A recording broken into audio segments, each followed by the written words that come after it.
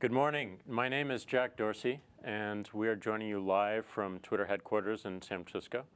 And we are here with some of the cast and the director of The Circle. We're going to have a discussion around technology, around data, privacy, and also diversity in technology as well. And it's going to be fun. And it's going to be fun. It's going to be fun. I'm live tweeting it if you want to go to my Twitter. If you're going to live tweet this. Hang on, Tom just said it's going to be fun. Send. Okay. So join me in welcoming James, Emma, Tom, and Patton. Hi. Thank you. Yeah, I love playing May. She is so complex. Everything that you said about being incredibly idealistic, I feel like one of May's big problems is that she really believes in the perfect solution to these problems. She really believes that there is kind of one answer, that if we all pull together, you know, we can get there. And she doesn't realize it, but her approach is quite extreme in the end and quite sort of totalitarian almost. She kind of becomes her own charming little dictator, I think, without realizing that she's headed there.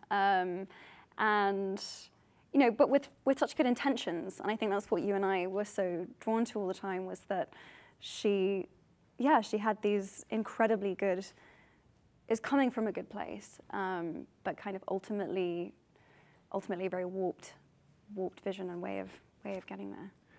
She definitely comes from a generation who aspire to be disruptors.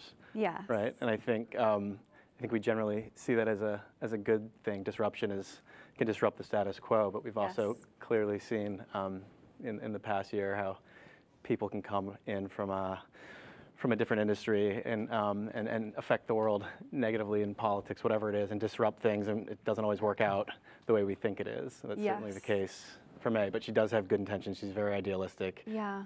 And she's just looking for her place to make her mark. I remember for you and I, like, you know, we obviously made the movie before the election.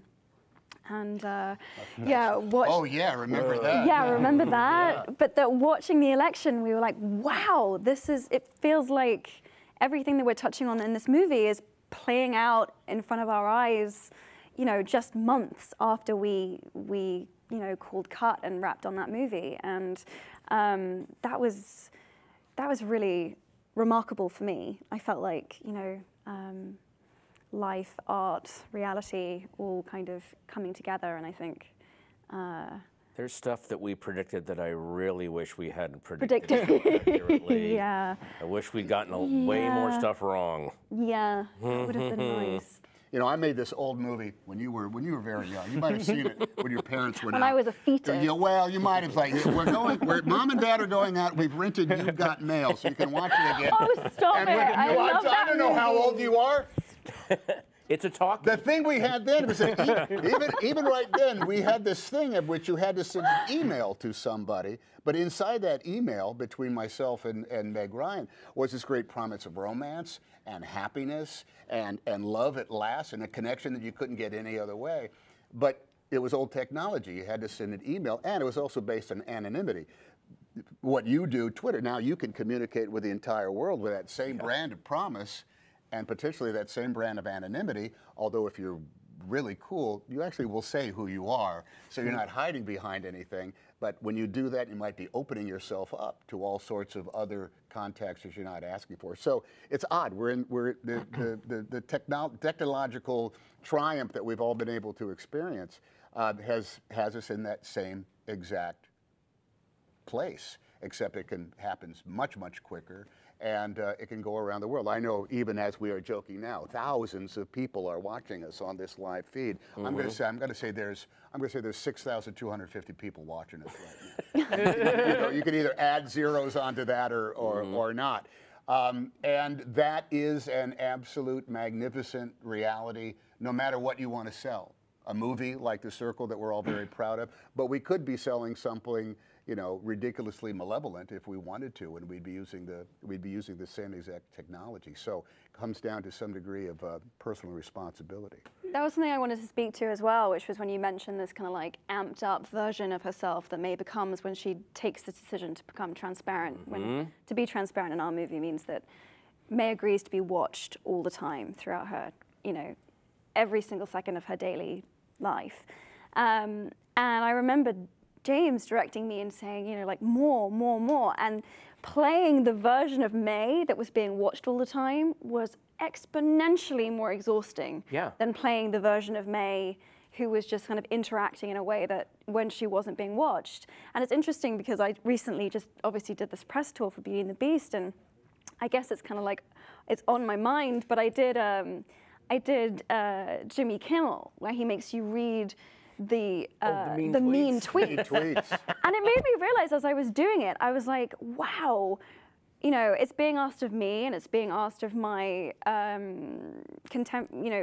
my friends, everyone around me, to be so much more resilient than I think we've ever had to be, in the sense that usually if someone's saying something unkind about you, they're saying it behind your back, conveniently, quietly in a whisper in another room. But the world that we live in now, with the level of transparency that we're seeing, you know, kids are getting, you get everything, every unkind word, every criticism, every Jack, whatever else. What does it do to you to hear us referencing mean tweets? Well, I mean, this is sort of a meta question, but I mean, May in the beginning of the story is relatively anonymous, and then midway through she gains some level of celebrity. I mean, I imagine the three of you like have a much thicker skin about such things than say I do. Like, what do you think it would be like for the average person to suddenly just to go out and get a turkey sandwich? It would be like being on a press junket for Beauty and the Beast for the rest of your life. But that's what's so crazy, is I feel like it's becoming so much more relatable, because it's not like fame isn't something that just celebrities are experiencing anymore. To a certain degree, everyone who uses social media or has a social media platform or whatever else is broadcasting themselves, marketing themselves, sharing intimate details of their lives, and you know, they're receiving comment, they're receiving likes, dislikes, like, you know, they're experiencing exactly what I'm experiencing, of course to lesser and greater degrees, but like, you know, it's the way that the world is moving. Like, my experiences, I don't feel like are unique so much anymore, in a really interesting way. Yeah, fame isn't really being achieved anymore, it's being inflicted on people. I mean, really, there's people that fame is just being inflicted on because of social media. You can sort of decide to be famous now. Yeah, you can just go, I'm going to be famous tomorrow. Yeah, and it's very, very easy. And I have to ask you really quickly one thing.